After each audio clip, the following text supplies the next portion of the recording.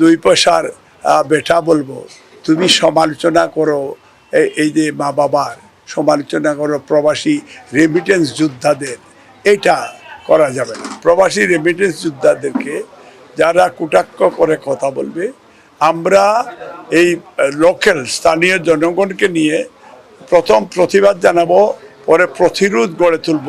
প্রবাসীদের বিরুদ্ধে যারা কথা বলবে, আমি এটা তীব্র নিন্দা প্রতিবাদ জানাই। প্রবাসীরা হচ্ছে রেমিটেন্স যোদ্ধা। এই দেশে তারা, এই দেশের বর্তমান সরকার, ভবিষ্যৎ সরকার তাদেরকে সিআইপি হিসাবে ট্রিট করে, এবং কিছু সংখ্যক উচ্চবিলাসী বেয়াদব পলিটিশিয়ান, এরা 2.5 কোটি প্রবাসী এইবার ভোটার, এবং সেই প্রবাসী ভোটারদেরকে, প্রবাসী রেমিটেন্স যোদ্ধাদেরকে যারা কটাক্ষ করে কথা বলবে, আমরা এই লোকাল স্থানীয় জনগণকে নিয়ে প্রথম প্রতিবাদ জানাবো, পরে প্রতিরোধ গড়ে তুলব।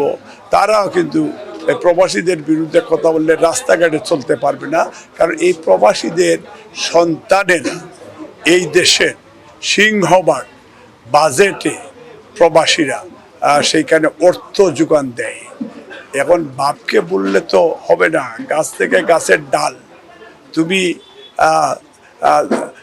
দুই পয়সার বেটা বলবো, তুমি সমালোচনা করো এই যে মা বাবার, সমালোচনা করো প্রবাসী রেমিটেন্স যোদ্ধাদের, এটা করা যাবে না। অ্যান্টি স্লিপারি টেকনোলজি ও সফট টেক্সচারটাই নরম ঘাসের স্পর্শ, সাপোর্ট গ্রাস ম্যাট, নান্দনিকতার ছোঁয়া।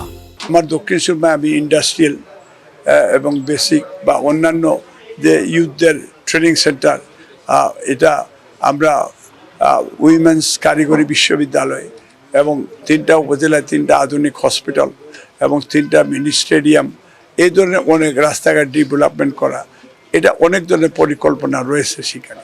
এবং আমি যেখানে বিএনপি সরকারে আসলে আমরা ওই যে বিশেষ করে UK, European, American, Japanese, middle east এবং চায়না সহ প্রত্যেকটা ইনভেস্টরদেরকে আমরা ওয়েলকাম করে আমাদের দক্ষিণ সুরমা ফেঞ্চুগঞ্জ আমরা সেইখানে বিল্ড করব, ইন্ডাস্ট্রি তৈরি করব, জব অপরচুনিটি ক্রিয়েট করব। এবং আমরা এই যেমন এই যে হাকালুকিতে এইখানকে একটা হাওরে, এখানে আমরা চিন্তা হচ্ছে পর্যটন এরিয়া তৈরি করব।